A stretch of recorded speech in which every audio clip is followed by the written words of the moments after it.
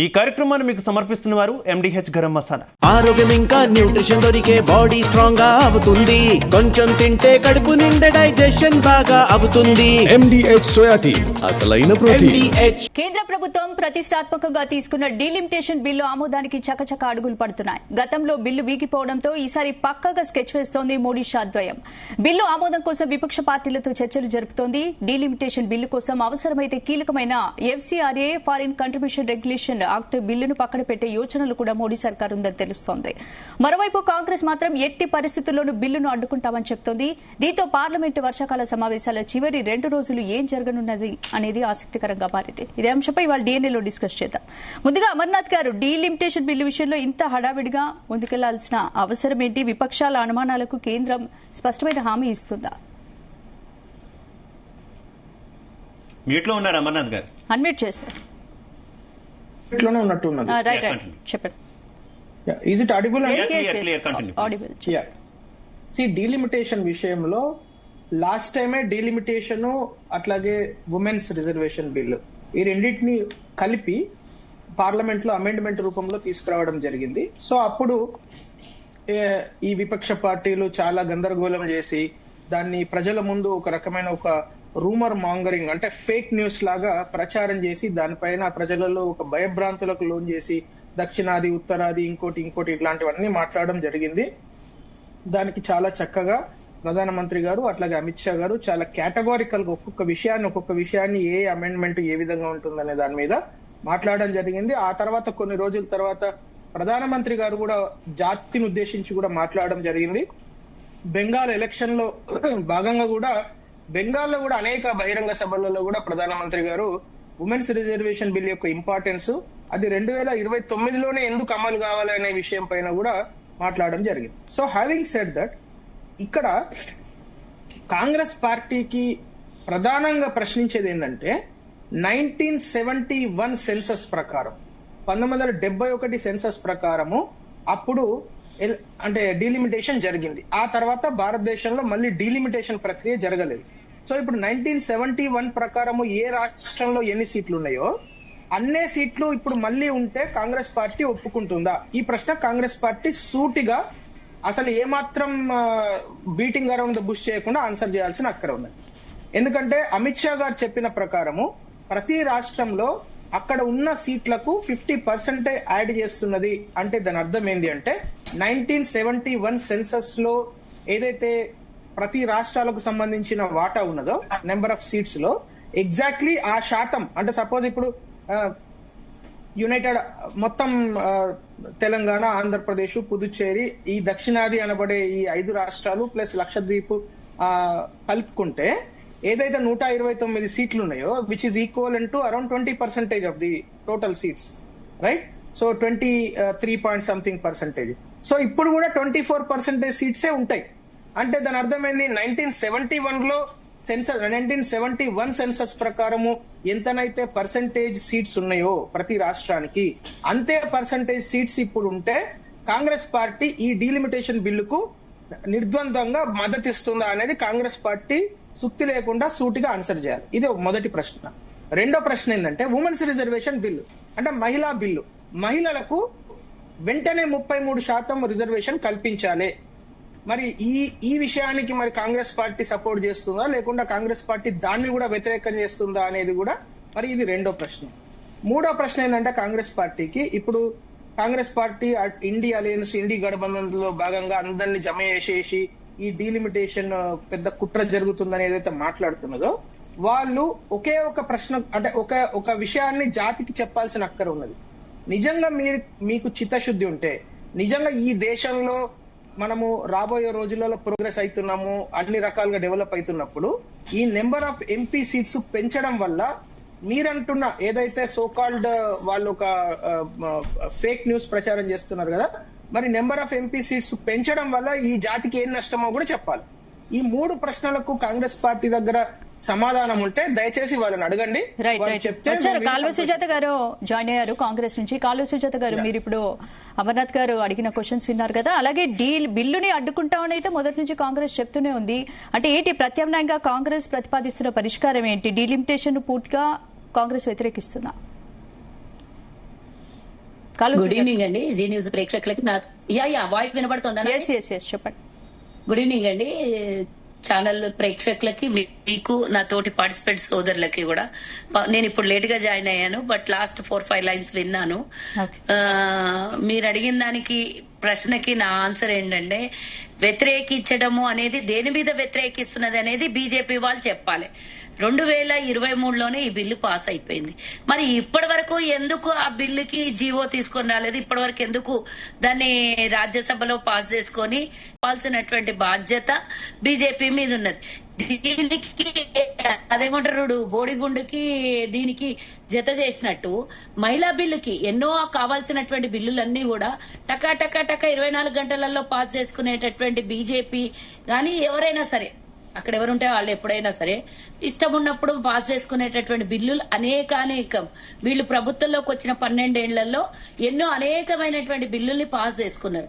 మరి ఈరోజు మహిళా బిల్లు, మహిళలకు చైతన్యవంతం చేస్తాము, బేటీ బచావో బేటీ పడావో అన్నీ చెప్పేటటువంటి వీళ్ళు, మణిపూర్ సంఘటనలో మహిళల్ని వదిలేసినటువంటి వీళ్ళు, జంజీలలో కొట్లాడినటువంటి ఆడపిల్లల గుడ్డలు చింపినటువంటి అధికారులు, అవన్నిటిని పక్కన పెడదాము. ఇప్పుడు జరుగుతున్నటువంటిది ఈ రోజు ఈ చర్చ 2023లో పాస్ అయినటువంటి ఈ బిల్ని ఇప్పటి వరకు ఎందుకు ఆమోదం చేసి ఎందుకు దీనికి రూపం పొందలేదు అనేది మా అందరి ప్రశ్న. వీళ్ళు ఏమంటారనంటే 2 బిల్లుల్ని ఒక్క జాగలో పెట్టి అవి పాస్ చేయాలి అంటారు. అంటే డీలిమిటేషన్ చేస్తే సౌత్ రాష్ట్రాలు అన్యాయం అయిపోతాయి అనే బాధతోని అందరూ కూడా సౌత్ రాష్ట్రాల్లో ఉన్నటువంటి అందరూ కొట్లాట. అంటే బీజేపీ ఇతర ఉన్నటువంటి అన్ని పార్టీలు కొట్లాడుతున్నాయి. ఇదేదో పార్టీల లాభం కోసం కాదు, మన రాష్ట్రాలు అన్యాయం అయిపోతాయి ఇక్కడి నుంచి, అదే ఇక్కడికి రావాల్సినటువంటి వాటా వీళ్ళు మళ్ళీ పెంచుకుంటూ అక్కడ కూడా సమాన స్థానంలో పెంచుకుంటూ పోతే, ఉత్తరప్రదేశ్ లాంటి రాష్ట్రం ఇప్పటికే ₹1 ఇచ్చి ₹4, ₹5 కలెక్ట్ చేస్తున్నటువంటి ఉత్తరప్రదేశ్, మరి రేపు పొద్దున సీట్లు పెంచితే ఇంకొక 50 సీట్లు పార్లమెంట్ సీట్లు పెరుగుతాయి, అసెంబ్లీ సీట్లు పెరుగుతాయి, అన్ని పెరుగుతాయి. పెరిగాక మళ్ళీ వాళ్ళ రాష్ట్రానికే న్యాయం జరుగుతుంది తప్పించి ఇక్కడ ఉన్నటువంటి రాష్ట్రాలకి ఎందుకు లాభం జరగలేదో మేము చెప్పి వివరంగా ఇక్కడ రాష్ట్రాలకి జరుగుతున్నటువంటి అన్యాయం మీద మేము పోరాటం చేస్తున్నాం. ఎకానమీని బట్టి మార్చండి, లేదా ఇక్కడ డెవలప్మెంట్ ని బట్టి మార్చండి, లేదా ఆనాడు తీసుకొచ్చినటువంటి మా ప్రభుత్వమైనా సరే ఎవరైనా సరే నన్నో లేదు అంటే ఇద్దరు సంతానం కన్నా ఎక్కువ ఉండొద్దు అనేది ప్రభుత్వం తీసుకొచ్చినటువంటి చట్టాలకి లోబడి ప్రజలందరూ కూడా దానికి సహకరించినందుక ఈ రోజు సౌత్ రాష్ట్రాలకు అన్యాయం జరుగుతున్నదని మేము కొట్లాడినాం.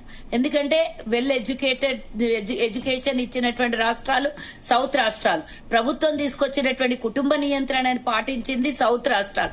మరి ఈ రాష్ట్రాలకే అన్యాయం ఎందుకు జరుగుతుంది అనేది మా కొట్లాట తప్పించి మేము వ్యతిరేకిస్తున్నాము అనేది ఒకటి పబ్లిక్ కానీ పరిష్కారం ఏంటి? పరిష్కారం గురించి ఏ రాజకీయ పార్టీ కూడా మాట్లాడలేదు. ఆల్రెడీ రాజ్యాంగంలో జనాభా ప్రకారమే ఉంది అర్రగాదు, రాజ్యాంగంలో జనాభా ప్రకారం ఉంది సీట్ల పెంపు అనే దానికి సంబంధించి. గత కొన్నేళ్లుగా సౌత్ రాష్ట్రాల కోసం ఆపుతున్నారు, సౌత్ కి అన్యాయం జరిగిందని. ఇప్పటికే ఆపితే మాకు అన్యాయం జరుగుతుందని నార్త్ లో కొంత ఇబ్బంది వచ్చే పరిస్థితి ఉంటుంది కదా. కరమంటే కప్ప కోపం ఇవ్వడం అంటే పాము కోపం పరిస్థితి ఏర్పడే అవకాశం ఉంది. పరిష్కారం ఏంటి? సొల్యూషన్ ఏంటి? ఎవరిని అవమానించడం, ఒక్క నిమిషం, మీడియా పరంగానో లేదంటే ఎవరినైనా అవమానించడం కోసమో అనడం కాదు. కానీ ఇప్పుడు సందర్భం వచ్చింది, మాకు అన్యాయం జరుగుతుంది కాబట్టి తప్పకుండా మరి ఉత్తరాది రాష్ట్రాలకు మేము అడగాలనుకుంటున్నాం. మరి ప్రభుత్వాలు చట్టాలు మాత్రం మాకు మాత్రం వర్తించినాయి. అప్పుడు శిక్ష వేసినప్పుడు ఈ రోజు మీరేమో అనేక సంతానాన్ని గాని దేశ జనాభాని పెంచినప్పుడు మీకు వచ్చేటటువంటి లాభాల్లో కూడా మళ్ళీ మీరు ప్రత్యేకంగా వాటా తీసుకోబోతున్నారు. మరి మేము కుటుంబ నియంత్రణని ప్రభుత్వం తీసుకొచ్చిన చట్టాలని గౌరవించి మేము ముందుకెళ్తే మా రాష్ట్రం ఈ రోజు మా రాష్ట్రాలలో ఉన్నటువంటి నిధులకు మేము రేపు పొద్దున వచ్చేటటువంటి నష్టాలకు మేము బాధ్యులమా, లేకపోతే మేము చేసుకున్నటువంటి కర్మనా, లేదా ప్రభుత్వానికి కట్టుబడి ఉండడము నియంత్రణని పాటించడం అనేది మేము చేసుకున్నటువంటి పాపమా అని అడుగుతున్నాం. మేము బీజేపీలకు ఒకటే అడుగుతున్నామండి, ఉన్నట్టుగా ఇప్పుడు బిల్ పాస్ చేసింది కదా, ఆల్రెడీ అది ఇంప్లిమెంట్ చేయడానికి ఏమొచ్చింది వీళ్ళకి, ఎందుకు చెయ్యరు అని అడుగుతున్నా. దీనికి దానికి మోకాలికి బోడిగుండుకు జత చేసి ఎందుకు 545 సీట్లని ఎందుకు ఉన్న పణంగా ఎందుకు 33% మహిళలకు ఎందుకు రిజర్వేషన్ కల్పించారు? అవసరమైతే రేపు పొద్దున ఇంకోసారి చట్టం మళ్ళా బిల్లు పెట్టి దాన్ని మళ్ళా సవరణ చేసుకోండి. యాజ్ దామాషా ప్రకారం చేసుకుంటారా, లేకపోతే సౌత్ రాష్ట్రాలన్నీ గెలిస్తే మాకు ఎక్కువ స్థానాలను ఇచ్చి మీరు చేసుకుంటారా? అది సెకండరీ. ఫస్ట్ 33% బిల్లు పాస్ అయిన బిల్లుని ఎందుకు ఆమోదం చేసి దాన్ని ఎందుకు చట్టం రూపం దాల్చట్లేదు అనేది నా ప్రశ్న. ఎందుకు దీనికి మరోసారి తెర మీద తీసుకొస్తున్నారు బిల్లుని? ఎలా అయినా ఆమోదించుకోవాలనే ప్రయత్నంలో ఉన్నారు. అన్ని పార్టీలతో కూడా సంప్రదింపులు జరుగుతున్నట్టు తెలుస్తుంది. FCRA బిల్లును కూడా కొంత పక్కన పెట్టినా ఈ బిల్లు ఆమోదించుకోవాలని చూస్తుంది అనేటటువంటి వార్తలు వస్తున్నాయి. ఏం చెప్తారు? ఏంటండి నన్ను అడుగుతున్నారండి? పాపారావు గారు ప్లీజ్. ఓకే, ఇక్కడ ప్రధానంగా అబ్జెక్షన్ జనాభాని సక్సెస్ఫుల్ గా నియంత్రించుకున్న బాగా అభివృద్ధి చెందిన దక్షిణాది రాష్ట్రాలకి డీలిమిటేషన్ ప్రాసెస్ ని కనుక 2011 ఏదో సెన్సస్ ప్రకారం చేస్తే నష్టం జరుగుద్ది అనేది అందరి అభ్యంతరం. యూనివర్సల్ గా సౌత్ ఇండియాలో మొత్తం అభ్యంతరం అదే. దానికి 1971 ఫిక్స్ చేస్తే అదే జనాభాతో మొన్న వీళ్ళని అడిగినప్పుడు కూడా ఎవరిని డిఎంకేని వాళ్ళని అనుకుంటా బీజేపీ అడిగింది మా సపోర్ట్ చేయండి బిల్లు విషయంలో. అంటే వాళ్ళు 3 షరతులు పెట్టారు. దానిలో ఒకటి ఏంటంటే 1971 సెన్సస్ కి ఇంకొక 5 ఏళ్ల పాటు దాన్నే ఫ్రీజ్ చేసేయండి జనాభాని, లేటెస్ట్ జనాభా, ఇప్పుడు జనాభాలు కాకుండా. సరే, దాని పట్ల నార్త్ ఇండియాలో అభ్యంతరం వస్తుంది అనేది మాకు ఉండాల్సినవి లేవని అంటే ఏదో చెబుతున్నారు. ఏదేమైనా కానీ ఏంటంటే ఇక్కడ ఓవరాల్ గా చూసుకుంటే దరిదాపు ఒకే స్టార్టింగ్ పాయింట్ లో ఎకానమీ వృద్ధిలో కానీ జనాభా గ్రోత్ రేట్ లో కానీ ఉన్నటువంటి రాష్ట్రాలు ఈ రోజు సౌత్ నార్త్ మధ్య చాలా డిస్పారిటీ వచ్చేసింది. అది ఖచ్చితంగా సౌత్ ఇండియా రాష్ట్రాల తాలూకు విజయం. నార్త్ ఇండియా మీదని కాదు, ఇది చాలా ప్రోగ్రెస్ అయింది, చాలా అడ్వాన్స్ అయింది, ప్రోగ్రెస్ అయింది, చాలా దూరదృష్టితో ఆలోచించి ప్రయాణం సాగించింది. కాబట్టి దానికి పనిష్మెంట్ పడకూడదు కదా. ఎందుకంటే పనిష్మెంట్ ఎందుకు అంటున్నారంటే ఆల్రెడీ ఈ దేశంలో చాలా చర్చలు ఉన్నాయి. దక్షిణాదికి రాజకీయాల్లో అన్యాయం జరుగుతుందనేది గతం నుంచి కూడా ఉంది. కొత్తగా బీజేపీ వచ్చిన తర్వాత వచ్చింది, పెరిగింది ఆ సమస్య. అంత ముందు నుంచి కూడా మనల్ని గానిస్తారా ప్రధానమంత్రి? పివి నరసింహారావు గారు ప్రధానమంత్రి అయితే ఎంత సెలబ్రేట్ చేసుకుంటున్నాం. ఈ రోజు కూడా పొద్దాక పివి నరసింహారావు గారి గురించి అన్ని పార్టీలు దాచుకుంటాయి దక్షిణాది నుంచి ప్రధానానికి. ఇట్లా మనకి చాలా అరుదైన అవకాశాలుగా ప్రధానమంత్రి పదవి కానీ, కీలకమైన పోస్టులు కానీ, సెంట్రల్ లో అధికారం వీల్డ్ చేసే అవకాశం కానీ లేకుండా ఉన్నది. దక్షిణాది రాష్ట్రాలు అనేక రకాలుగా నష్టపోతున్నాయి.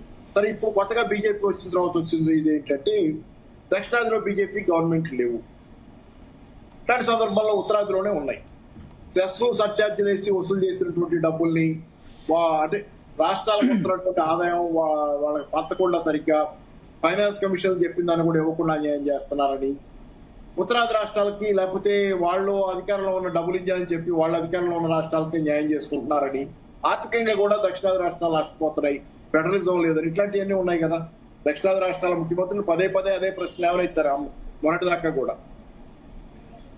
ఇప్పుడు కూడా మళ్ళీ ఆ ప్రశ్న ఎప్పుడు ఉంది. సిద్ధరామయ్య అన్నారు, కేరళలో మొన్నదాకా ఉన్న సిపిఎం గవర్నమెంట్ లో పినరయి విజయన్ ఉన్నారు, తెలంగాణలో గవర్నమెంట్ లో మాట్లాడుతున్నాయి మేము మీకు ఇంత పన్నుల రూపంలో పెడితే మాకు ఇంతే వస్తుంది.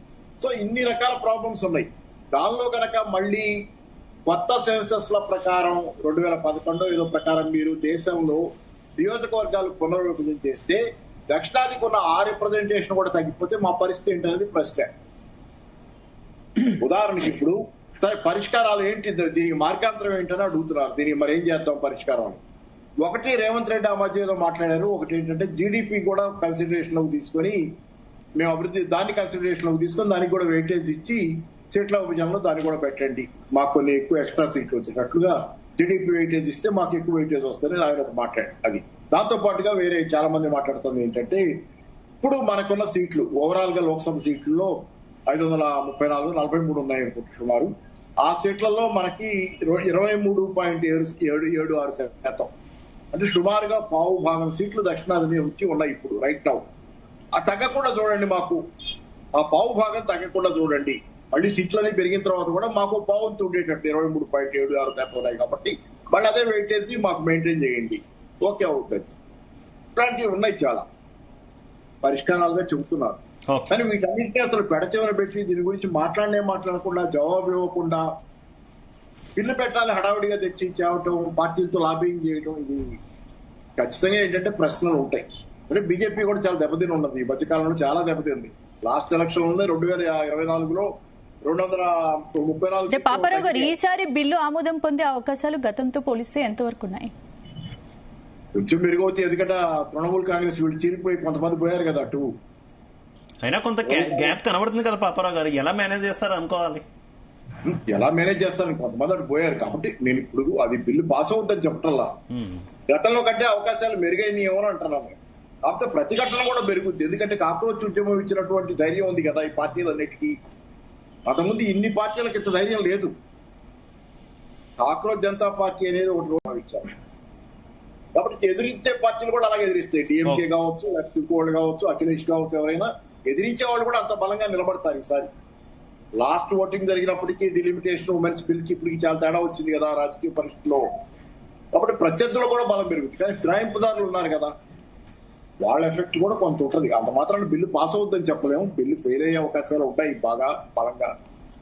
లాబింగ్ చేస్తుంది బీజేపీ, అందరినీ కలుపుకొని పోవాలని. అంటే వాళ్ళకి ఏంటంటే బహుశా నేను నెక్స్ట్ ఎలక్షన్లకి వాళ్ళు అంటే బీజేపీ నిరంతరంగా ఎలక్షన్ పనులనే ఉంటుంది సార్. అధికారంలోకి రాగానే విశ్రాంతి తీసుకోదు, లేకపోతే వేరే పనుల్లో ఉండదు. నెక్స్ట్ ఎలక్షన్ గురించి ఇప్పుడు నుంచి ఆ నెక్స్ట్ ఎలక్షన్ గురించి. So that is the way it functions. Shiva గారు, thank you allowing me to speak. నేను ఒక 9:15 అట్లా నేను వెళ్ళిపోతాను, నాకు వేరే మీటింగ్ ఉంది. సో నేను ఏమంటున్నానంటే ఇప్పుడు సార్, తెలంగాణ రాష్ట్రంలో ఎగ్జిస్టింగ్ పార్లమెంటు స్థానాలు 117, ఎమ్మెల్యే స్థానాలు 119. అయితే percentage of vote contribution, percentage of parliamentary seat contribution 3.13 నుంచి కేవలం 3.18% కి మాత్రమే. అంటే 17 ఎంపీ స్థానాల నుంచి 26కు పెరిగితే కేవలం 3.18 అంటే జస్ట్ 0.5% ఆఫ్ చేంజెస్ మాత్రమే ఉండబోతా ఉన్నాయి. సో మనమేం అడుగుతా ఉన్నామంటే దక్షిణాది రాష్ట్రాల అన్ని డిమాండ్లతో పాటు ప్రత్యేకంగా తెలంగాణ రాష్ట్రం యొక్క డిమాండ్ ఏంటంటే అబ్సల్యూట్ నంబర్ మార్చడం కాదు, రిలేటివ్ రిప్రజెంటేషన్ ఉండాలనేటువంటిది from the beginning of the parties we are demanding.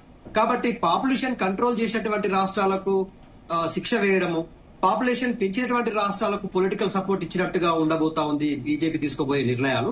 ఒక ఫార్ములా, దక్షిణాది రాష్ట్రాల కూటమి ఒక ఫార్ములాని ప్రపోజ్ చేసింది. డీలిమిటేషన్ అంటే కేవలం నియోజకవర్గాల గీతలు మార్చేసి కాదు, గీతలు మార్చడం కాదు, రాజకీయ సమీకరణలు మారాల్సిన అవసరం ఉంది, రాజకీయంగా శక్తి సమీకరణలు మారాల్సిన అవసరం ఉంది. తెలంగాణలో ఉన్నటువంటి పొలిటికల్ రిప్రజెంటేషన్ విషయంలో చాలా ధైర్యటువంటి పరిస్థితికి వెళ్ళబోతా ఉంది. ఎందుకు చెప్తా ఉన్నాము అంటే 1971లో ఒక ఫార్ములా తీసుకొచ్చింది భారత రాజ్యాంగం. మొట్టమొదటిసారిగా డీలిమిటేషన్ అనేటువంటి ప్రక్రియ కొనసాగించడానికి 1971 ఫార్ములా ప్రకారం ఒక ఫార్ములా ఉంది. 1971 పాపులేషన్ ప్లస్ తాజా జనాభా, one population, performance of the state అనేటువంటిది యాడ్ చేసినారు. అంటే ట్రాన్స్ఫర్మేషన్ ఫార్ములా అంటారు దీన్ని. ఈ ట్రాన్స్ఫర్మేషన్ ఫార్ములా ప్రకారం ఏమేం కన్సిడర్ చేయాలి అంటే ఇప్పుడు ఫర్ ఎగ్జాంపుల్ భారతదేశ అభివృద్ధిలో జనాభా కంట్రోల్లో ఈ దక్షిణాది రాష్ట్రాలు 50% కాంట్రిబ్యూషన్. అంటే ఉత్తరాది రాష్ట్రాల్లో 100% జనాభాని పెంచితే దక్షిణాది రాష్ట్రాలు 50% జనాభాని కంట్రోల్ చేసినాయి. మరి ఈ జనాభాలకు మీరు ఇవ్వబోతున్నటువంటి బహుమతి ఏంటిది? జనాభా నియంత్రణకు ఒక 50% మనకు గ్రేస్ అనేటువంటిది ఇవ్వాలి, పర్సెంటేజ్ అనేటువంటిది ఇవ్వాలనేటువంటిది ప్రపోజల్ ఉంది. దేశ జీడిపి నియంత్రణలో, దేశ జీడిపి కాంట్రిబ్యూషన్ లో, ఆర్థిక సహకారంలో ఈ రాష్ట్రాలు 15% ఎక్సెస్ ఉన్నాయి comparing to the other northern states కంటే. మానవాభివృద్ధి సూచికి ఒక 10% ఇవ్వాలి. ఇట్లా భౌగోళికంగా ఒక ఫెడరల్ యూనిటీ అనేటువంటిది చూపించాలనుకుంటే ఇక్కడ మనం కోరుకుంటుంది ఏంటండి, Lok Sabha, Rajya Sabha plus federal balance కావాలి మనకు. ఫెడరల్ బ్యాలెన్స్ అనేటువంటిది మిస్ అవుతా ఉంది. కాబట్టి కాంట్రిబ్యూషన్ వర్సెస్ రిటర్నింగ్ ఏమి ఇస్తున్నారు? మనము తెలంగాణ రాష్ట్రాలు కాంట్రిబ్యూట్ చేస్తా ఉన్నాయి, దక్షిణాది రాష్ట్రాలు కాంట్రిబ్యూట్ చేస్తా ఉన్నాయి. భారతదేశ అభివృద్ధిలో, జీడిపిలో గానీ, పర్ క్యాపిటాలో గానీ, ఇంతకు ముందు పాపరావు గారు చెప్పిన హ్యూమన్ డెవలప్మెంట్ ఇండెక్స్ లో గానీ, జియోగ్రాఫికల్ కంట్రోలింగ్ లో గానీ, ట్యాక్సెస్ రిటర్నింగ్ తీసుకోవడంలో గానీ చాలా కమిటెడ్ గా 3 అంశాల్లో మేము కంట్రోల్లో ఉన్నాం. ఏది? జనాభా నియంత్రణలో చాలా క్రమశిక్షణగా ఉన్నాం, ఆర్థిక అంశాల్లో క్రమశిక్షణగా ఉన్నాం, డెవలప్మెంట్ విషయంలో క్రమశిక్షణగా ఉన్నాం, హ్యూమన్ డెవలప్మెంట్ లో క్రమశిక్షణతో ఉన్నాం, మిగతా రాష్ట్రాలు ఇవన్నిటిని విస్మరించినాయి. దేశం విధించినటువంటి ఒక కండిషన్ ని ఖచ్చితంగా పాటించడంలో మిగతా రాష్ట్రాలు వీటిని పాటించలేదు. ఉత్తరాది రాష్ట్రాలు విచ్చలవిడిగా జనాభా పెరిగిపోయింది, ఆర్థిక క్రమశిక్షణ లేదు. మరి అలాంటి రాష్ట్రాలకు ఇచ్చేటువంటి కేంద్రం ఇచ్చేటువంటి డెవలప్మెంట్ బెనిఫిట్స్ ఇప్పుడు మనం మాట్లాడుకున్నటువంటి అంశాల్లో ఇదే జరిగితే రాష్ట్రాల యొక్క ఆర్థిక హక్కులు కనుమరుగయ్యేటువంటి ప్రమాదం ఉంది, ప్రమాదం పొంచి ఉంది. రాష్ట్రాలపై ప్రభావం పెద్ద ఎత్తున పడబోతా ఉంది. కొన్ని చట్టాలు కానీ కొన్ని పన్నుల వ్యవస్థలు కానీ వస్తే ఇవాళ ఈ జనాభా నియంత్రించినటువంటి రాష్ట్రాలకు ఎస్పెషల్ గా ఇప్పుడు కేంద్ర ప్రభుత్వం నుంచి రావాల్సినటువంటి రైల్వే లైన్స్ విషయంలో మనకి ఇప్పటికే బీజేపీ ఉండడం వల్ల దక్షిణాది రాష్ట్రాలకు ఒక్క రైల్వే లైన్ విషయంలో గానీ, లేకపోతే ఇంకా ప్రత్యేకమైనటువంటి ప్రాజెక్టుల విషయంలో గానీ, నీటి ప్రాజెక్టుల విషయంలో గానీ, జాతీయ ప్రాజెక్టుల విషయంలో గానీ, ఇన్ఫ్రాస్ట్రక్చర్ డెవలప్మెంట్ విషయంలో గానీ ఎంత తక్కువ చిన్నచూపు చూస్తా ఉన్నారో మనం అర్థమవుతా ఉంది. మేము ఇక్కడ అడుగుతా ఉంది సార్, తెలంగాణ రాష్ట్రంతో పాటు దక్షిణాది రాష్ట్రాల రిప్రజెంటేటివ్ గా బీఆర్ఎస్ పార్టీ ఒక ఫార్ములాను చెప్పింది. జనాభా నియంత్రణ చేసినటువంటి వాళ్లకు పర్ఫార్మెన్స్ బేస్ గా ఖచ్చితంగా సూపర్ న్యూమరీ కోటా అనేటువంటిది ఉండాలి. ప్లస్ ట్యాక్స్ పేమెంట్ విషయంలో మేము చాలా కమిటెడ్ గా ట్యాక్స్ పే చేసినాము, జీడీపీ కంట్రోల్ చేసినాము. జీడీపీ అనేటువంటి కాంట్రిబ్యూషన్ లో దేశంలో తెలంగాణ రాష్ట్రం టాప్ 3 లో ఉంది. అట్లాగే పర్ క్యాపిటల్ ఇన్కమ్ విషయంలో కూడా తెలంగాణ రాష్ట్రం హైయెస్ట్ పర్ఫార్మెన్స్ చూపించింది. హ్యూమన్ డెవలప్మెంట్ విషయంలో కూడా స్కూళ్లు గానీ, కాలేజీలు గానీ, ఇన్ఫ్రాస్ట్రక్చర్ డెవలప్మెంట్ విషయంలో గానీ, మానవాభివృద్ధి సూచీలో వైద్యం విషయంలో గానీ, వాళ్ళకు ఇచ్చేటువంటి తాగునీరు, సాగునీరు విషయంలో కూడా తెలంగాణ రాష్ట్రం చాలా టాప్ లో ఉంది. కాబట్టి ఇన్ని కంట్రోలింగ్ విషయాలలో మేము టాప్ లో ఉన్నప్పుడు, మీరు నియమించినటువంటి కండిషన్స్ మేము పాటించినప్పుడు, మీరు మాకు ఇచ్చేటువంటి పొలిటికల్ రిప్రజెంటేషన్ ని why you are controlling, why you are subsidize చేయాలనేటువంటి ప్రయత్నం మీరు ఎందుకు చేస్తా ఉన్నారు?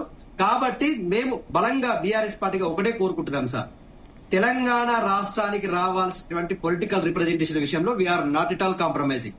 చీఫ్ మినిస్టర్ రేవంత్ రెడ్డి గారితో జరిగినటువంటి తమిళనాడు కాన్ఫరెన్స్ లో మా నాయకులు కేటీఆర్ గారు చాలా స్పష్టంగా చెప్పింది, is representative of Telangana state. మా రాష్ట్ర ముఖ్యమంత్రిగా వాళ్ళు మాట్లాడుతూ ఉన్నారు.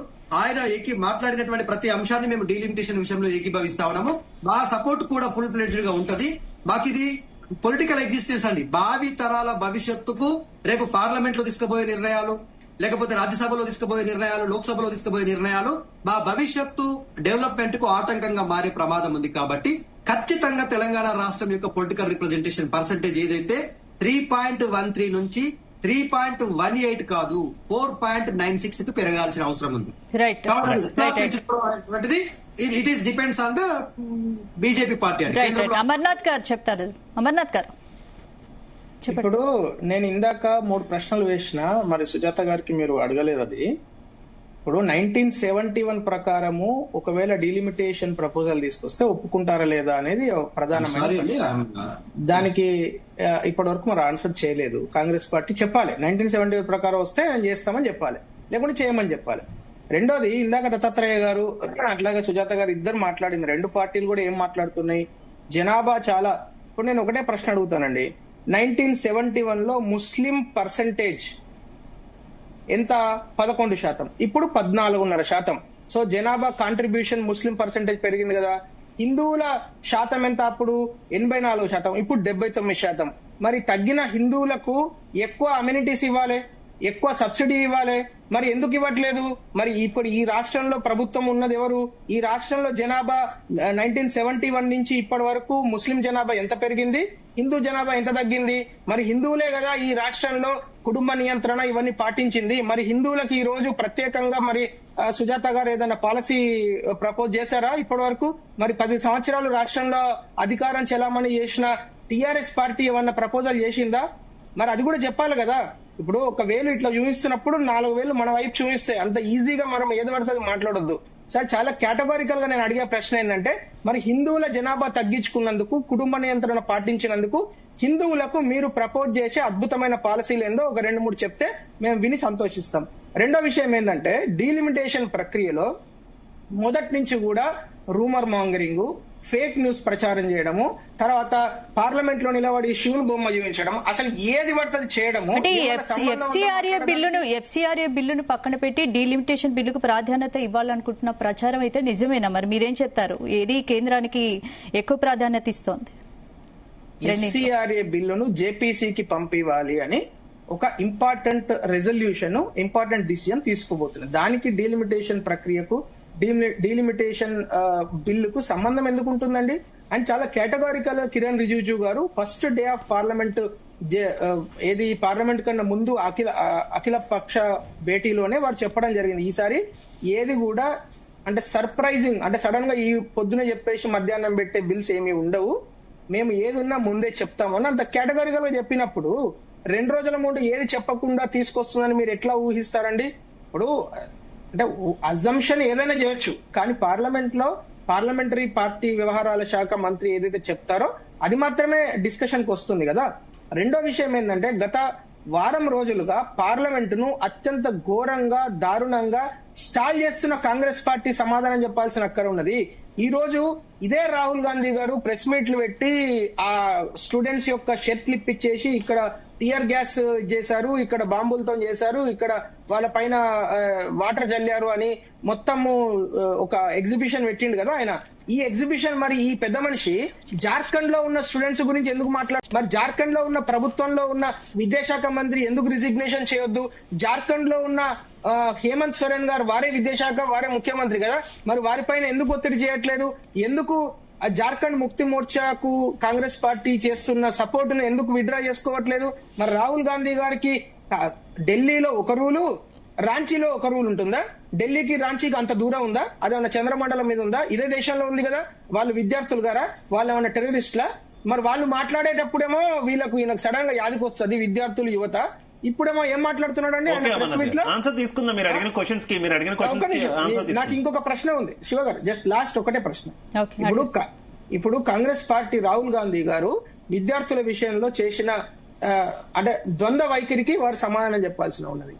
రాహుల్ గాంధీ గారు ఏదైతే మహిళా బిల్ ఆల్రెడీ ఇంప్లిమెంటెడ్ మేడం, మహిళా బిల్ ఆల్రెడీ ఇన్ వర్క్, కాకపోతే అది 2029 తర్వాత డీలిమిటేషన్ తర్వాత చేయాలి అని ఉంది అప్పుడు యాక్ట్ లో. అది అమెండ్మెంట్ చేయాలని చెప్తున్నారు. అమెండ్మెంట్ చేయొద్దా? అంటే మహిళా బిల్లును త్వరగా తీసుకురావాలని మీకు లేదా? ఉంది కదా, ఉన్నప్పుడు మరి అదే చెప్పాలి. డీలిమిటేషన్ కు దీనికి సంబంధం లేదన్నా కూడా అది కూడా దానికి కూడా అమెండ్మెంట్. ఫస్ట్ క్వశ్చన్ ఆయన అడిగింది ఒక్క నిమిషం. ఫస్ట్ క్వశ్చన్ మీరు చెప్పారు సౌత్ కి అన్యాయం జరుగుతుంది, మేము అన్ని జనాభా నియంత్రణకు సంబంధించి అన్ని పాటించాము, ఎందుకు మాకు శిక్ష అని మీరు అడిగిన దానికి ఆయన 2 వర్గాలు తీసుకొచ్చారు. ఒక వర్గం ప్రజలు జనాభా నియంత్రించారు, మరో వర్గం ప్రజలు నియంత్రించలేదు. కానీ నియంత్రించిన వారిని బాగా చూసుకుంటుంది కదా కాంగ్రెస్ పార్టీ అనే తరహాలో ఆయన మాట్లాడినటువంటి పరిస్థితి. ఏం చెప్తారు? ఫస్ట్ ఆఫ్ ఆల్ కేంద్రంలో అధికారంలో ఉన్నది ఎవరండి ఇప్పుడు? ఇలాంటి బిల్లులు నిజంగానే మీకు ముస్లిమ్స్ అనే మాట ఎలక్షన్స్ లేకపోతే పొలిటికల్ కోసం చేసేదా? నిజంగా దాని మీద మీకు దమ్ముంటే బీజేపీ కేంద్రంలో అధికారంలో ఉంది. అప్పుడు ఏదైతే కాంగ్రెస్ అధికారంలో ఉన్నప్పుడు 2 పిల్లల్ని కంటేనే పొలిటికల్ గా కొన్ని ప్రభుత్వ పరంగా వచ్చేటటువంటి లాభాలని నష్టాలని అన్నిటిని బేరేజ్ చేసి అప్పుడు బిల్ రిలీజ్ చేశారు కదా. మరి ఇప్పుడు మీరు కేంద్రంలో అధికారంలో ఉన్నారు కదా, ప్రతి ఒక్కళ్ళకి దేశంలో ప్రతి ఒక్కరికి కూడా కుటుంబ నియంత్రణ లేని వాళ్ళకి ఆధార్ కార్డులు తీసేస్తామో, లేకపోతే ఇద్దరు లేని వాళ్ళకి ప్రభుత్వ పథకాలు రావనో, లేకపోతే ఇంకేదైనా మీరు స్ట్రిక్ట్ గా ఒక్క రూల్ అన్నా తీసుకురాగలిగినరా? తెలంగాణలో అంటే కాంగ్రెస్ అధికారంలో ఉంది. దేశం మొత్తం మీద ఈ రోజు ముస్లిం జనాభా పెరిగింది కదా, మీరన్నట్టే హిందూ జనాభా పెరిగింది. తెలియకుండా తెలుసుకోండి, హిమంత రాష్ట్రాల గురించి చెప్పండి. విన్నాను కదా, నేనేమంటున్నా కేంద్రం చట్టం తీసుకురావాలి అంటున్నా. అది state subject, there is a federal system. మేమప్పుడు అధికారంలో ఉన్నప్పుడు మేమప్పుడు రాష్ట్రాలకు తీసుకురాలేదు, కేంద్రంలో తీసుకొచ్చినాం. అప్పుడు కుటుంబ నియంత్రణ అనేది దేశవ్యాప్తంగా తీసుకొచ్చినాం. ఇండివిజువల్ గా తెలంగాణకు, ఆంధ్రప్రదేశ్ కి, మహారాష్ట్రకి, తమిళనాడుకి, ఉత్తరప్రదేశ్ కి సపరేట్ బిల్లులు తీసుకురాలేదు. అప్పుడు మీకు తెలియకుంటే తెలుసుకోండి ఇలాంటి విషయాలు కొన్ని. మేమేమో ఒక రాష్ట్రంలో తెచ్చినాము, ఇంకో రాష్ట్రంలో వదిలేసామంటే మీకు కావాల్సిన రాష్ట్రాలలో తెచ్చుకోవడం కాదు. దేశంలో జనాభా ఎక్కడెక్కడ పెరుగుతుంది అనేది ఒకటి మీకు కావాల్సిన ఓట్ల కాడ కాదు మీరు మార్చుకోవాల్సింది, దేశం మొత్తం మార్చుకోవాలి. ఉత్తరప్రదేశ్ లో ఇప్పుడు అంతెందుకండి, మోదీ కుటుంబంలో 9 మంది పిల్లలు ఉన్నారు. మరి వాళ్ళ కుటుంబ నియంత్రణ పాటించలేదని అంటే మీరు ముస్లింలతో పాటు పోల్చుకుంటే ఒప్పుకుంటారా మీరు? మరి చెప్పండి నాకు. అన్ని ఏం మాట్లాడతారండి డిబేట్ లో కూర్చొని? ఒకటి మన వంతు, అవతలని వంతు, అవతల వేసేసి రాళ్ళు కొట్టేసి వదిలేస్తామని అంటే సరిపోద్దా? ఇప్పుడు కుటుంబ నియంత్రణ పాటించినందుకు మాకు ఎక్స్ట్రా బెనిఫిట్ కావాలని అడిగింది ఎవరు? మీరు కదా. సో నేను అడగలేదు, మీరు అడిగారు కాబట్టి హిందువులు పాటించారు, హిందువులకు బెనిఫిట్ ఇవ్వండి నేను అడుగుతున్నా. హిందువుల అమర్నాథ్ గారు నేను చెప్పేది వినాలి, మీరు మాట్లాడడం కాదు. మీరు అడిగిన ఆల్రెడీ క్వశ్చన్, నేను ఆన్సర్ చెప్తా. మరి దక్షిణ రాష్ట్రాలు పాటించినప్పుడు ఒక్క 4% కోసం రాష్ట్రాన్ని మొత్తం సర్వనాశనం చేస్తారా? లేదా కేంద్రంలో ఉత్తరప్రదేశ్ లాంటి చోట్లలో వివిధ రాష్ట్రాలలో మధ్యప్రదేశ్, ఉత్తరప్రదేశ్, పశ్చిమ బెంగాల్, బీహార్లలో పెరిగినటువంటి సంతానాలు, పెరిగినటువంటి కుటుంబ నియంత్రణ లేనటువంటి హిందువులైనా సరే మరి వాళ్ళు అలా ఆ విధంగా కుటుంబ నియంత్రణ లేకుండా పోతే వాళ్ళకి ఈరోజు మీరు మళ్ళా బోనస్ గా కొత్తగా సీట్లు ఇచ్చి కొత్తగా రేపు పొద్దున కేంద్రం నుంచి వచ్చేటటువంటి ప్రతి లాభాన్ని ఆ రాష్ట్రాలకు పంచాలనుకుంటు. ఒక 4% ముస్లింస్ మీద చెప్తున్నారు, మరి మీరు అన్నట్టు 79% ఉన్నటువంటి హిందువులకు అన్యాయం చేయబోతుందా మరి భారతీయ జనతా పార్టీ? రేపు పొద్దున ఈ బిల్లులు పాస్ చేసుకొని ఏం మాట్లాడతారు? మాట్లాడితే హిందువులు ముస్లింలు తప్పించి వేరే రావా మీకు? మళ్ళీ ఇంకో ప్రశ్న వేసిండ్రు, రాహుల్ గాంధీ ఎక్కడో జార్ఖండ్ గురించి. ఇప్పుడు డిబేట్ జరుగుతుంది ఏంది? స్టూడెంట్ డిబేట్ చేద్దామా? ఇంకొక గంట తీసుకోండి, దాని మీద నేను అన్ని చెప్తా. జార్ఖండ్ లో RSS వాళ్ళు వచ్చి రోడ్డు మీద ధర్నాలు చేసి పోలీసు వాళ్ళకు వ్యతిరేకంగా నినాదాలు చేసి అక్కడ విద్యార్థులను కొట్టింది, విద్యార్థుల మీద అటాకులు చేసింది RSS వాళ్ళు, బీజేపీ వాళ్ళు. డైరెక్ట్ గా జై శ్రీరామ్ అని RSS వాళ్ళు దిగి రోడ్ల మీద అంతా విద్యార్థులకు హంగామా చేపించి గొడవలు చేసి అక్కడ ఇష్యూ క్రియేట్ చేసిందే బీజేపీ వాళ్ళు. మళ్ళా మీరు వచ్చి అదేమో అంటారు. దానికి నేను ఆన్సర్ చెప్పాల్సిందే కదా. నేను అడుగుతున్నా, మీరు అంటున్నారు కదా మరి ఇంప్లిమెంట్ అయిపోయింది బిల్ అంటున్నారు కదా, మరి రెండుకి ఎందుకు జత చేసిండ్రు? ఇప్పుడున్న 540 సీట్లకే ఇప్పుడు 33% ఇవ్వడానికి ఎందుకు శాతం అయితే లేదు? ఈ బిల్లుకు ఆ బిల్లుకి ఎందుకు జత చేసిండ్రు? జనాభాల గురించి, ఈరోజు సీట్ల పెంపుదల గురించి డీలిమిటేషన్ ఎందుకు తీసుకొని వచ్చారు? ఇప్పుడు ఆ తర్వాత ఇంకో చర్చ పెట్టొచ్చు కదా, సపరేట్ బిల్లు పెట్టుకోవచ్చు కదా. ఆ రోజు ఆ సపరేట్ బిల్లులో చర్చలు ఎవరైనా చేయొచ్చు ఆ ఏడాది వరకు. ఇప్పుడు ఎందుకు? ఇప్పుడు ఉన్న బిల్లును పాస్ చేసుకోవచ్చు కదా ఉన్నది ఉన్నట్టుగా. అది చేతనైతే లేదు మీకు. కాలువ సుజాత గారు మళ్ళీ మీ దగ్గరకు వస్తాం. కాలువ సుజాత గారు, పాపారావు గారు చెప్పండి. అమర్నాథ్ గారు చెప్పేది హిందూ ముస్లిం ఉపమానం లాంటిది తెచ్చారు దీనికి, ప్యారలల్ కంపారిజన్. అది అసలు ఎట్లా అంటే ఇది ఒక లేకపోతే డొంక పట్టుకునేలాడిన దీంట్లో మీరు దీనికి జవాబు చెప్పలేక అసలు ఇక్కడ ఒక విషయం ఉంది. సౌత్ ఇండియా నార్త్ ఇండియా మధ్య సీట్ల తేడాలు వస్తాయి. సౌత్ ఇండియా బాగా జనాభాని కంట్రోల్ చేసిందంటే మీరు దానిలో కూడా హిందూ ముస్లింలు తెచ్చి చెబుతున్నారంటే. నేను ఒకటే ప్రశ్న అడిగాను, మీరు దయచేసి ఏది పడుతుంది మాట్లాడదు. 1971 ప్రకారము చేస్తే మీరు ఒప్పుకుంటారా అని అడిగాము, దానికి సమాధానం చెప్పలే ఎవరు కూడా. 1971 ప్రకారము ఎంత ప్రపోర్షన్ ఉందో అంత ఉంటే మీరు ఓకేనా అని అడిగిన సమాధానం చెప్పలేదు. మీకు బలం లేక వాదనలో పసలేక డిబేట్ జరగొట్టద్దు. నేను చెప్తుంది ఒకటే ఇక్కడ స్పష్టంగా ఏంటంటే, మీరు ఎంత హిందువుల మీద ప్రేమ కురిపిస్తున్నారు కనపడ్డ ప్రతి సందర్భంలో, సంబంధం ఉన్నా లేకపోయినా. మీ హిందువుల ప్రేమ ఇక్కడ CJP పిల్లల్ని కొట్టినప్పుడు వాళ్ళు హిందువులు కాదా ఎక్కువ మంది? ఏమైంది హిందువుల మీద ప్రేమ? అయోధ్య ఎవరిని కొట్టలేదు మీరు చూసి. కంప్లీట్ చేయనివ్వండి ప్లీజ్. అమర్నాథ్ గారు ప్లీజ్ కంప్లీట్ చేయండి, అర్థం చేసుకోవాలి ప్లీజ్. కంప్లీట్ చేయనివ్వండి, నేను వెంటనే మీకు అవకాశం ఇస్తా. మీరు ఆన్సర్ చేయడానికి అమర్నాథ్ గారు నేను వెంటనే మీకు అవకాశం ఇస్తా ప్లీజ్. సుజాత్ గారు ఒక్క నిమిషం ప్లీజ్. పాపారావు గారు కంటిన్యూ. అయోధ్య రామాలయంలో పడ్డ చందాలు ఎవరి? హిందూ వ్యక్తులే కాదా? ఎందుకు తీసుకున్నారు మరి? అవి కూడా పోయినాయి కదా, దాని మీద విచారణ జరుగుతుంది కదా. 2 ధరలు పెరుగుతున్నాయి.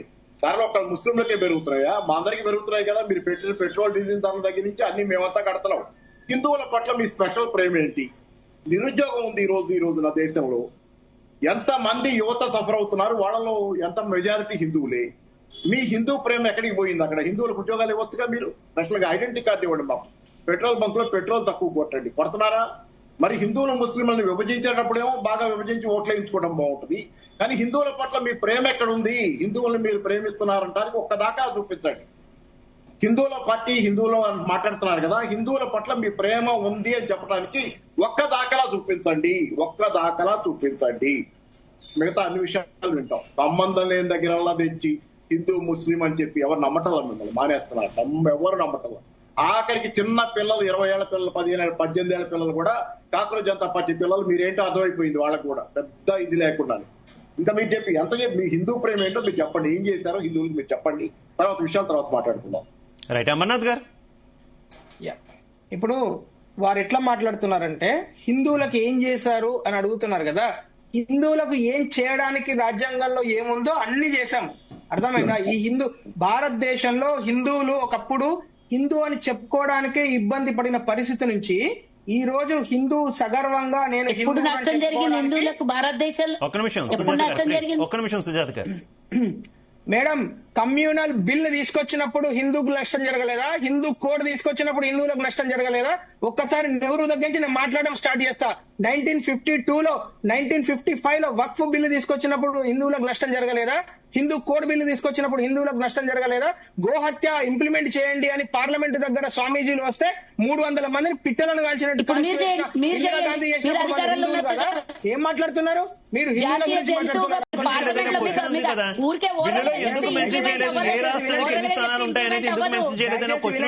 అరిగిపోయిన రికార్డు పదే అరిగిపోయిన రికార్డే ప్లే చేయండి. చాలా క్లియర్ గా అమిత్ షా గారు చెప్పిన తర్వాత జన్ధన్ కి ఖాతా అవుతుంది మరోసారి. ఒక్క నిమిషం ఆగండి మేడం.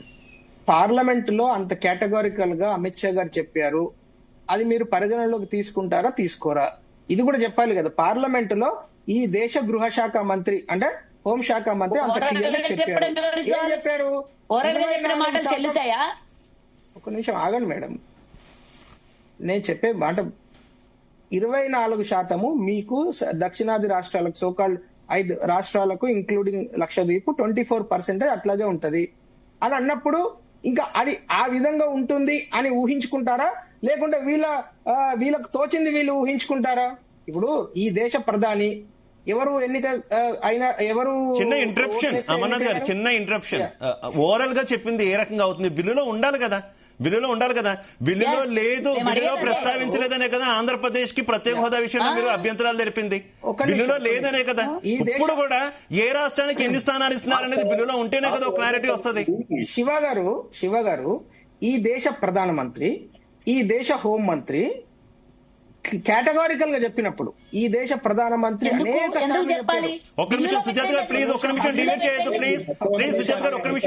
ఇప్పుడు వారిద్దరూ చెప్పినప్పుడు దాన్ని ఈ దేశ ప్రజలు నమ్మాలా వద్దా? ఇది చెప్పండి క్లియర్ గా. ఒకటే మాట శివ గారు మీరు చెప్పండి. అదే విషయంలో ఆంధ్రప్రదేశ్ ప్రత్యేక హోదాని లింక్ కలుపుతున్నా. వినండి, అప్పటి ప్రధానమంత్రి విపక్ష నేత వీళ్ళంతా కూడా హామీ ఇచ్చారు కదా అదే పార్లమెంట్ లో. ఇప్పుడు భవనం మారచ్చు.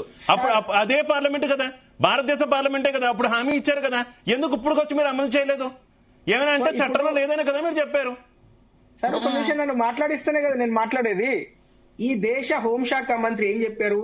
మీరు ఇప్పుడు నేను నోటి ద్వారా చెప్పిన ఏదైతే ఫార్ములా ఉన్నదో దానికి యాక్సెప్ట్ చేయండి, నేను 1 hour లో బిల్లును మార్చుకొని వస్తా, ప్రింట్ తీసుకొని వస్తా అని చెప్పారు. మరి దానికైనా ఒప్పుకోవచ్చు. మీరన్న లాజిక్ ప్రకారం దానికి ఒప్పుకుంటారా ఒప్పుకోరా? ఇప్పుడు వారే అన్నారు, నేనన్న మాట కాదు. వారు స్వయాన పార్లమెంట్ లో నిలబడి హోంశాఖ మంత్రి ఏం చెప్పారు? 24%కు మీరు ఒప్పుకుంటాను అని అంటే ఇప్పుడే 1 hour లో మార్చుకొని వస్తా పేపర్, మీరు ఇక్కడే ఉండరు, నేను ఇప్పుడే మార్చుకొని వస్తా, పేపర్ స్టాంప్ ప్రింట్ చేసుకొని వస్తా అని చెప్పారు. మరి దానికి కూడా ఒప్పుకుంటలేరు అంటే దేనికి? ఏదో ఒక పెట్టాలి కదా. బిల్లులో మార్చి పెట్టిన తర్వాత ఒప్పుకుంటారా లేదా చర్చ అనేది తర్వాత జరగాలి కదా. నేను మార్చుకొని వస్తా ఒక గంటలో సినిమా చూపిస్తారా పార్లమెంట్ లో? ఒక్క నిమిషం సుజాత గారు ప్లీజ్. మరి రన్నింగ్ కామెంటరీ చేయకండి. ఇప్పుడు పార్లమెంట్ లో హోంశాఖ మంత్రి ఒక విషయం చెప్పారు, ఇది కాదు మాకు ఈ విధంగా కావాలని అడిగారు, ఈ విధంగా తీసుకొస్తామని చెప్పారు. అయినా ఒప్పుకోమంటే ఇక ఏదో ఒక దానికి ఒప్పుకోవాలి కదా. దేనికి ఒప్పుకోం? మేము ఏది చెప్పినా దానికి వ్యతిరేకం చేస్తామంటే ఇప్పుడు ఏ చెప్పినా వ్యతిరేకిస్తే, బి చెప్పినా వ్యతిరేకిస్తే, దేనికి వ్యతిరేకిస్తలేడు రాహుల్ గాంధీ గారు? అది చెప్పాలి కదా. ఇప్పుడు ఫలానా విధంగా చేయండి అని చెప్పాలి. ఫలానా విధంగా చేయండి అని అందరు చెప్పిన తర్వాత ఈ దేశ హోంశాఖ మంత్రి మీకు తగ్గట్టే మీరు ఏదైతే చెప్తున్నారో దాని ప్రకారమే నేను ప్రింట్ చేసుకొని వస్తా బిల్లు, మీరు ఒప్పుకుంటారని అడిగారు. వాళ్ళు ఏం చెప్పారు? మేము అది కూడా ఒప్పుకోమని చెప్పారు. అంటే దాని అర్థమైంది దాని అర్థం ఏంది? మీరు ఈ దేశ ప్రజలు పిచ్చోళ్ళు అనుకుంటున్నారా ఏంది? ఈ దేశ ప్రజలు గమనిస్తలేరా అన్ని విషయాలను? చూస్తలేరు అనుకుంటున్నారా? బిల్లులో పెట్టమని అన్నారు, ఓకే, నేను ప్రింట్ చేసుకొని వస్తా అనడానికి ఏంటంటే ఓకే, ఓకే. ప్రింట్ ఎట్లా చేసుకొని వస్తారు అప్పటికప్పుడు? మీరు చెప్పింది మార్చాలంటే మరి ప్రింట్ ఏం మాట్లాడతారు? చెప్పండి, ఎట్లా మారుస్తారు? ఇప్పుడు Right, నోటితో right. చెప్పింది పాపారావు గారు conclude. పాపారావు గారు conclude. అంటే నమ్ముతలేరంటే దాని అర్థం ఏంది? దేశ ప్రజలు పిచ్చోళ్ళు అనుకుంటున్నారంటే పిచ్చోళ్ళు కాదు కాబట్టి మీకు 34 సీట్లు దగ్గర మెజారిటీకి. చాలా సంతోషం. తర్వాత అనేక రాష్ట్రాలలో గెలిచినాము. అనేక అంటే మీ లెక్క ప్రకారం కమ్యూనిస్టులు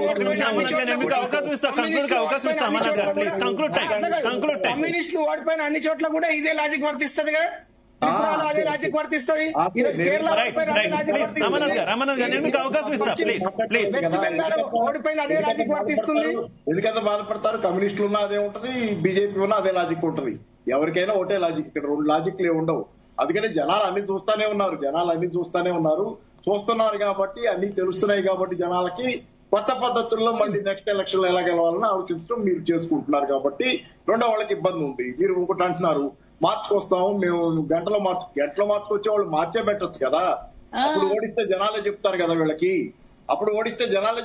వీళ్ళకి. ప్రతిపక్షానికి శిక్ష ఏం చేయాలో మీరు ఇవన్నీ ఏంటంటే మార్చుకొస్తారు, 24% మార్చుకొస్తారు. దానిలో ఇంకేదో ఇంకేదో ముళ్ళు పెడతారు. ఏంటి ఆ తర్వాత ఏంటి? 24% నెంబర్ కనపడుతుంది అనుకోండి, ఒకవేళ తర్వాత ఇంకేదో ముళ్ళు పెడతారు అనుకోండి, మాకేం తెలుసు మీరు ఏం చేస్తారో.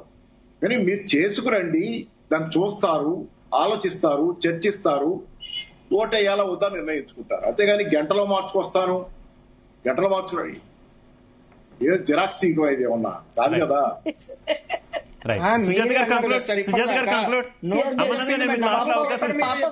అమర్నాథ్ గారు ఒక గంటలో సినిమా షూటింగ్ చూపిద్దాం అన్నట్లుగా అమిత్ షా గారు మార్చుకొస్తారంట. మార్చుకు రాకముందే బిల్లులో ఏంది సబ్జెక్ట్ పెట్టాలి గాని మీరు ఓకే అంటే మేము మార్చుకొని వస్తాము అనడానికి అదేమన్నా పార్లమెంటా లేకపోతే పల్లి బఠానీలు అమ్మే కిల్లి కొట్ట ఏందండి అది? ఆయన మాట్లాడే మాటలు నాకు అర్థం కావట్లేదు. మీరు ఓకే అనండి మేము మార్చుకొస్తాం. ఇప్పుడు పాపారావు గారు అన్నట్టు లేదన్నా ఒకటి ముడి పెట్టి ఏదన్నా ఒకటి కిరుకు పెట్టి మళ్ళీ ఇక చూడండి మళ్ళీ కాంగ్రెస్ ఒప్పుకోలేదు, వాళ్ళు చెప్పిన దాని ప్రకారమే మేము ఒప్పుకున్నాం. ఇది కాంగ్రెస్ కు సంబంధించిన సమస్య కాదు, సౌత్ రాష్ట్రాల ప్రజలకు సంబంధించినటువంటి సమస్య. మేము కూడా నేషనల్ పార్టీ, మాకు కూడా అక్కడ రేపు పొద్దున మీకే ఓటేస్తారని ఏం గ్యారెంటీ లేదు, మాకు కూడా వేయొచ్చు, సీట్లు పెరిగితే. కానీ ఇక్కడ రాష్ట్రాలకు ప్రజలకు జరుగుతున్నటువంటి అన్యాయం మీద కాంగ్రెస్ గాని ఇతర ప్రతిపక్ష పార్టీలు కానివ్వండి, మేధావులు గాని కొట్లాడుతున్నది. ఇక్కడ జీడిపి మీద, ఇక్కడ దేశం తీసుకొని వచ్చినటువంటి జీవోల మీద మేము రాజీ పడకుండా మేము ఈ రోజు నియంత్రణ పాటించినందుకు మాకు శిక్షలు ఎందుకు పడతాయని అడిగితే వీళ్ళు చెప్పినట్టే ఇంటాం, గంటలో ప్రింట్ చేసుకోదని వస్తామని. ఏం మాట్లాడతారండి మీరు? నాకు అర్థం కాలేదు. ఇంకోసారి ఇట్లాంటి మాటలు పార్లమెంట్ లో మాట్లాడకండి. జన్ధన్ కి ఖాతాలాగున్నది ఇది. మీరు మాట్లాడే మాట అకౌంట్లలో వేస్తాం దన్ దన్ దన్ దన్ అని అకౌంట్లో పడతాయని దేశంలో ఉన్న ప్రతి ఒక్కరికి అకౌంట్ ఓపెన్ చేయించారు చూడండి. అమర్నాథ్ గారు కంక్లూడ్. ఇప్పుడు నేను 2 ప్రశ్నలు అడుగుతాను శివ గారు. 2001 సంవత్సరంలో ఉన్న సెన్సస్ ప్రకారం 2002లో డీలిమిటేషన్ ప్రక్రియ జరగాల్సింది. అప్పుడు కాన్స్టిట్యూషనల్ అమెండ్మెంట్ తీసుకొచ్చి 25 సంవత్సరాలు పోస్ట్ పోన్ చేసింది. దక్షిణాది రాష్ట్రాలకు అన్యాయం జరగొద్దని. ఏ పార్టీ అప్పుడు అధికారంలో ఉన్నదండి? కాంగ్రెస్ పార్టీ ఉందా? భారతీయ జనతా పార్టీ అధికారంలో ఉందా? అప్పుడున్న ఎన్డీఏ ప్రైమ్ మినిస్టర్ వాజ్పేయి గారు దానిని దక్షిణాది రాష్ట్రాలకు అన్యాయం జరగొద్దనే ఉద్దేశంతో 2025 వరకు దాన్ని పోస్ట్ పోన్ చేయడం జరిగింది. రెండోది 2011 సెన్సస్ వచ్చింది కదా. వచ్చిన తర్వాత అప్పుడు అధికారంలో ఎవరున్నారండి? ఎవరున్నారు సార్? అప్పుడు భారతీయ జనతా పార్టీ ఉందా? యూపీఏ గవర్నమెంట్ ఉందా? యూపీఏ గవర్నమెంట్ ఉంది కదా. కాంగ్రెస్ పార్టీలో 2011లో సెన్సస్ వచ్చిన తర్వాత 2011, 12, 13, 14 4 వాళ్ళే ఉన్నారు. వాళ్ళు డ్రామా చేశారా?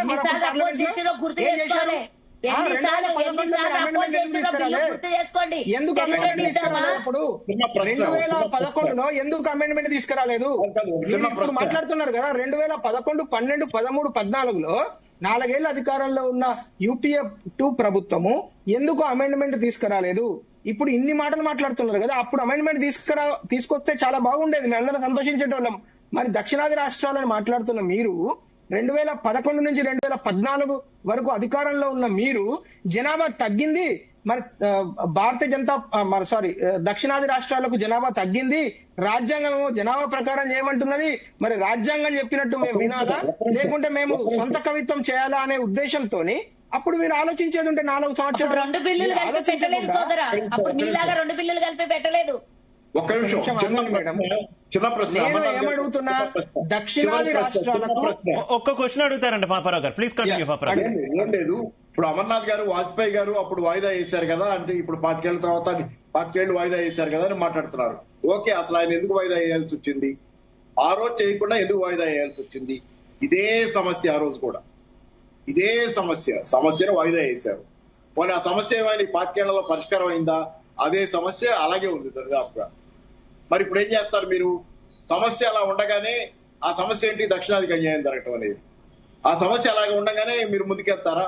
వాజ్పేయి గారికి ఉన్నటువంటి విజ్ఞత బీజేపీలో మీకు మళ్ళీ బీజేపీయే కదా, మీరు కూడా ఆయన ఎందుకు ప్రశ్న ఏందో చెప్పలేదు, ఏదో స్టేట్మెంట్ ఇస్తున్నారు. ప్రశ్న అడిగితే సమాధానం ఎందుకు వాయిదా వేశారో అదే అందరికి తెలుసు సార్, దేశ ప్రజలకు. వాజ్పేయి గారు దక్షిణాది రాష్ట్రాలకు అప్పుడు జనాభా ప్రాతిపదికన చేస్తే తక్కువ ప్రపోర్షన్ వస్తుంది కాబట్టి 24% చెప్తున్నా కదా, 24% ఏదైతే తగ్గే అవకాశం ఉన్నదో జనాభా ప్రాతిపదికన, అది కాకుండా 24% అదే విధంగా ఉంచేందుకు ఇప్పుడు బిల్లు తెస్తే మీరు ఒప్పుకుంటారా అనే ప్రశ్నకి ఇప్పటివరకు ఎవరు సమాధానం చెప్తలేరు.